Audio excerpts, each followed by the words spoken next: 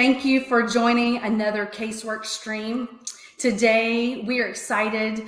We have a special guest, and that is Max Volsky. Max is he is the co-founder, chief investment officer, and general counsel at Lexshares, and happens to be an author.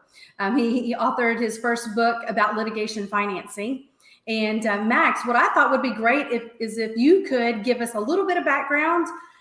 You cover a ton of areas as being a co-founder and the chief investment officer and general counsel of Lexshares. But if you could just give us a little bit of background about yourself and about Lexshares, that would be great. Sure, Susan. Thank you for the introduction, and thank you very much for having me on your show. So as you mentioned, I'm the co-founder and chief investment officer of Lexshares. And Lexshares is a fintech platform that allows accredited investors to invest in lawsuits.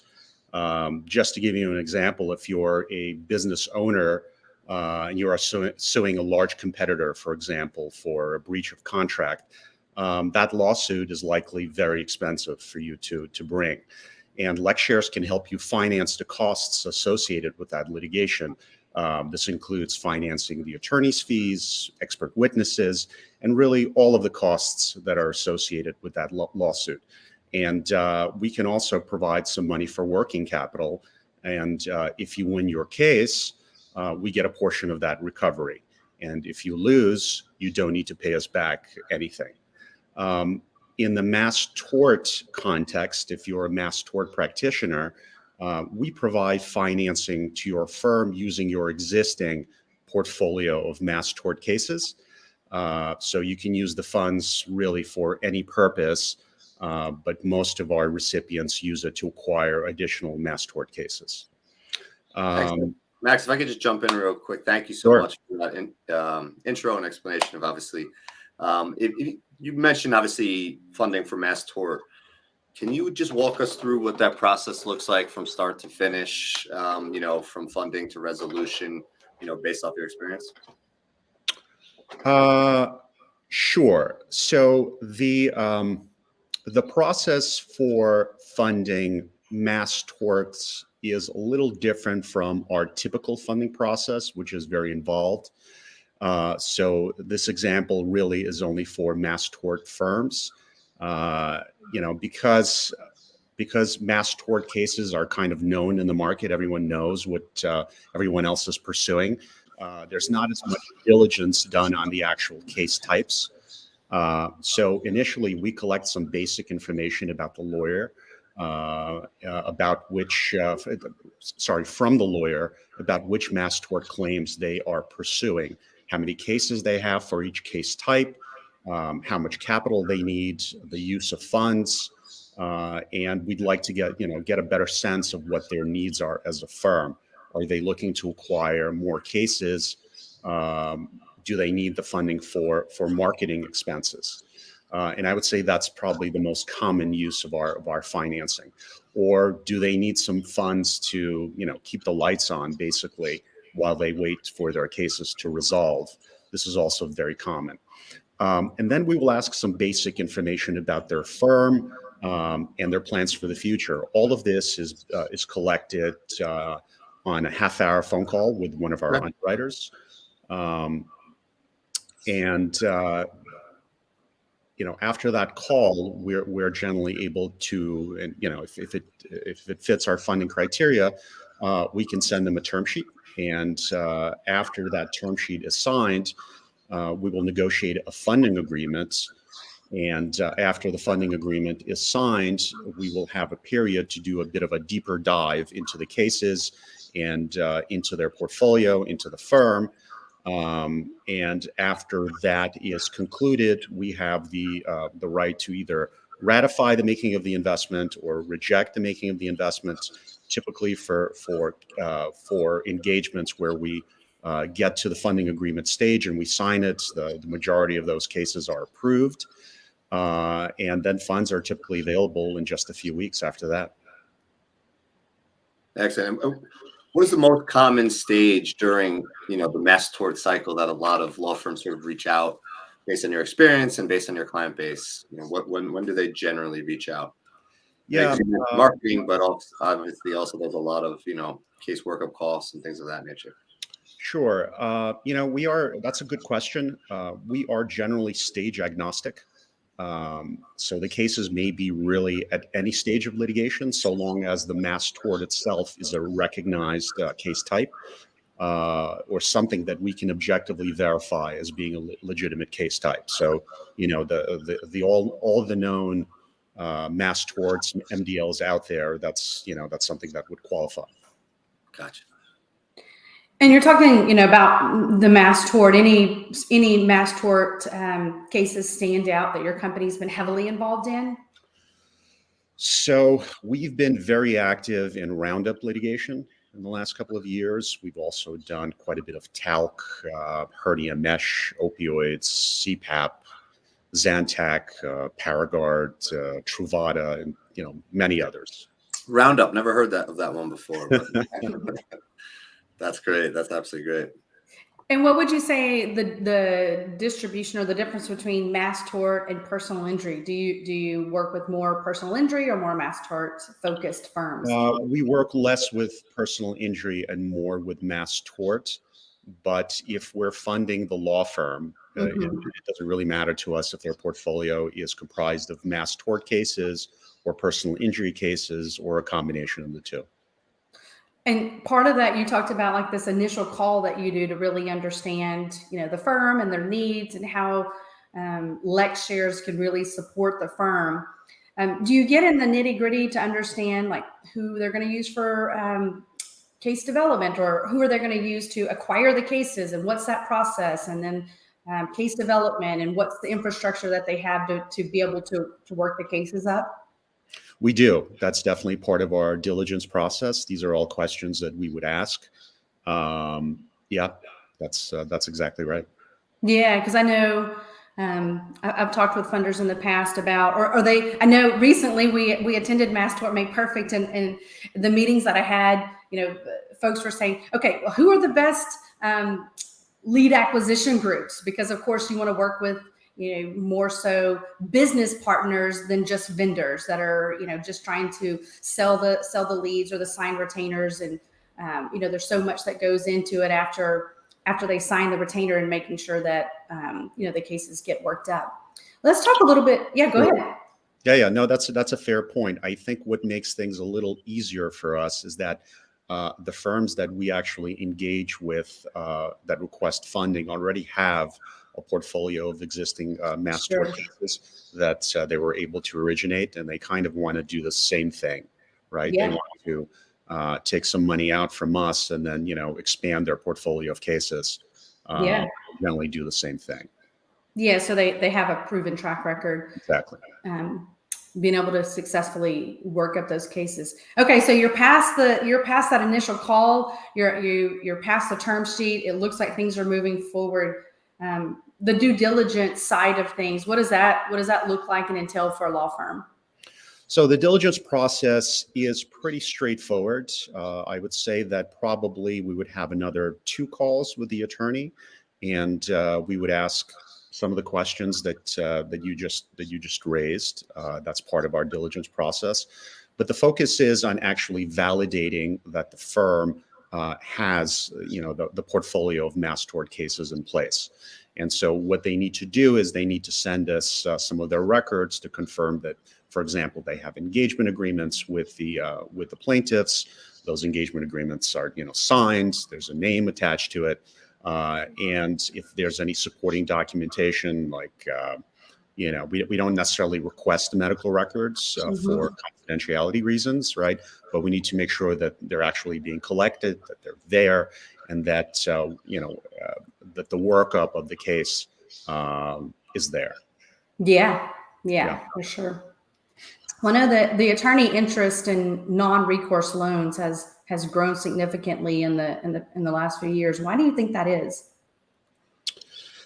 That's a great question. I think there's several reasons for that. First, I think litigation finance firms really understand how law firms work and how lawyers think, and the financing products that are available are designed specifically for law firms in mind.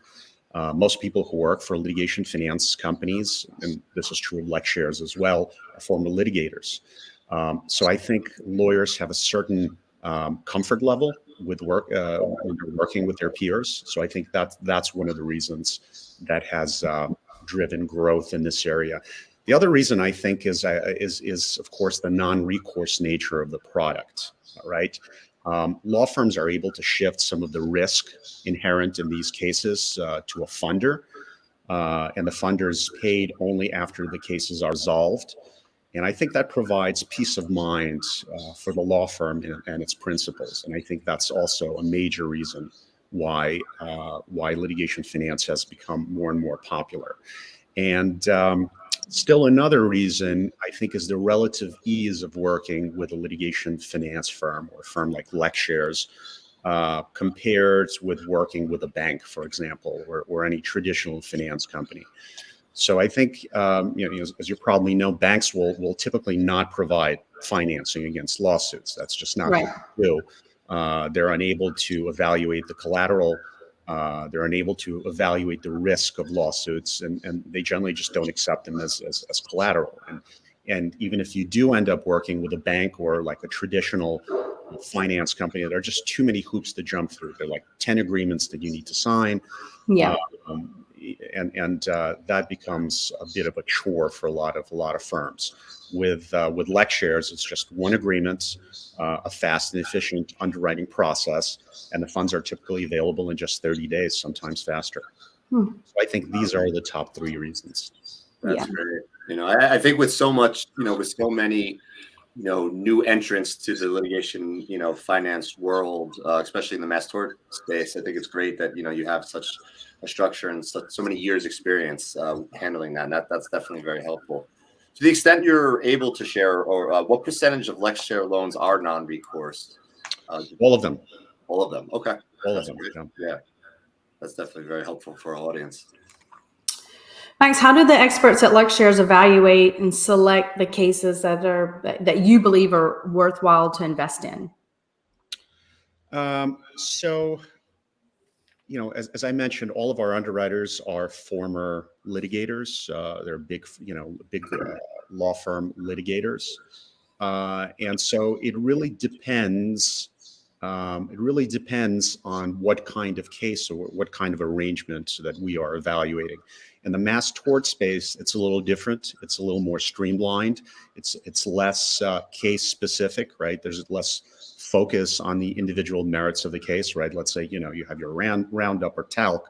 Everyone knows what this is and what's happening with it. There's, a lot of firms who are handling these types of cases. There are the leadership firms that drive these cases forward.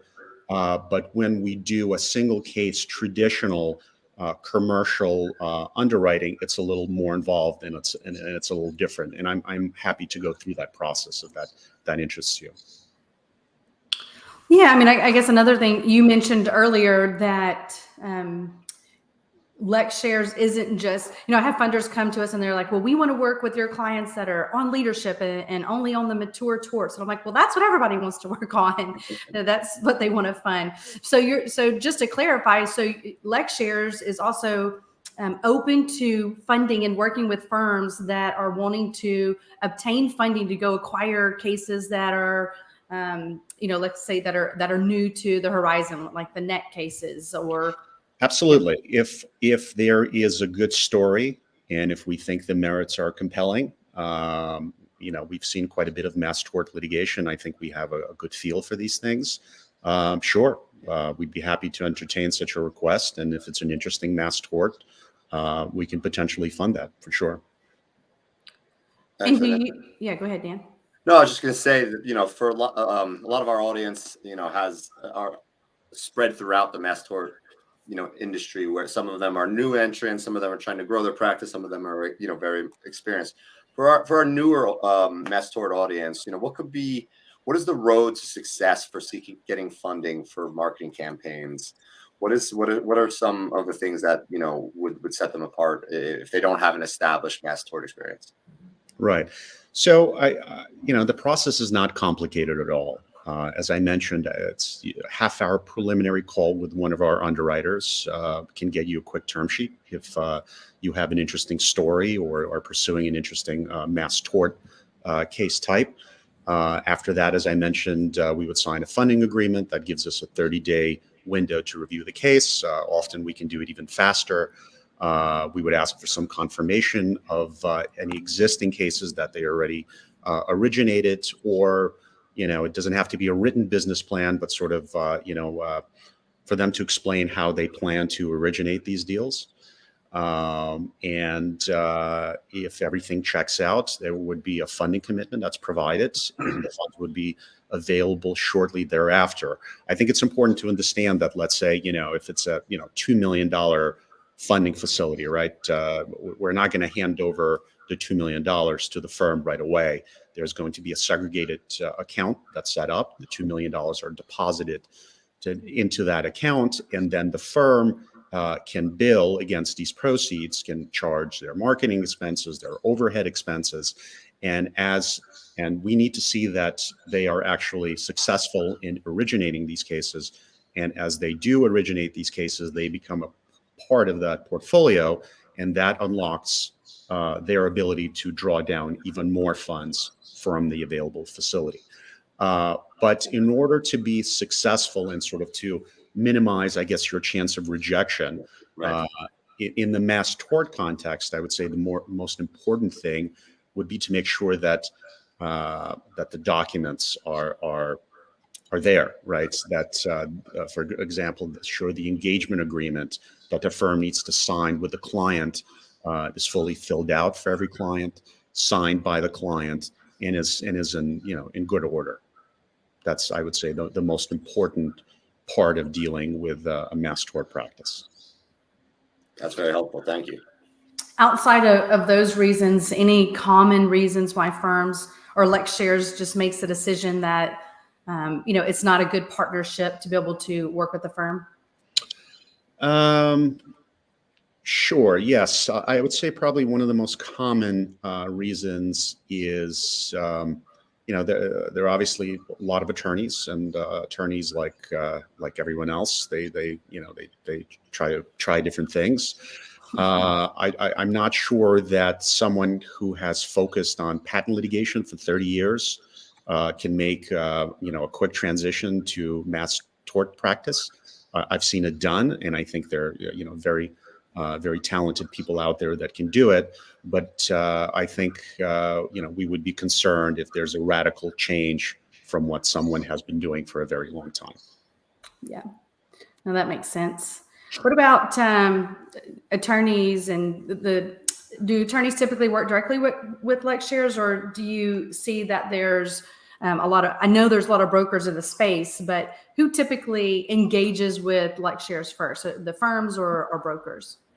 So law firms and clients typically work directly with us. They reach out directly to us, or we reach out to them. We can potentially find them and think we could just based on their profile, we may approach them if we think they can benefit from litigation finance. But it's typically direct. Okay. Outside of litigation, what else is Lexshares' focus? Litigation is this is all we do, and this is all we really know. This is the only thing I really know how to do, and I think litigation finance is where the Lexshares' focus will remain for the foreseeable. Well, it's a good space to be in, that's for sure. Yeah. It's definitely growing. What are when I first joined the Caseworks team, being able to talk to Susan about all the different mass torts she's worked on over the years, you could feel the passion, and it's definitely something that made me enthusiastic about joining the team. What are any projects or any sort of funding, any sort of litigation that sticks out in your mind that you have fond memory of, and that maybe didn't quite come together like you thought it was, but it ended up being a success? Oh boy, that's a hard question to answer. I've been doing this for 22 years now, and I funded collectively probably close to 20,000 cases. Wow. I can't really discuss specific cases, but we funded, professional athletes, football players, hockey players. We've done famous patent cases that have been on the front page of the Wall Street Journal. Wow. We've funded a number of very high-profile mass tort cases over the past 2 years. We funded corporate whistleblowers, celebrities, politicians, and even cases with a foreign litigation component.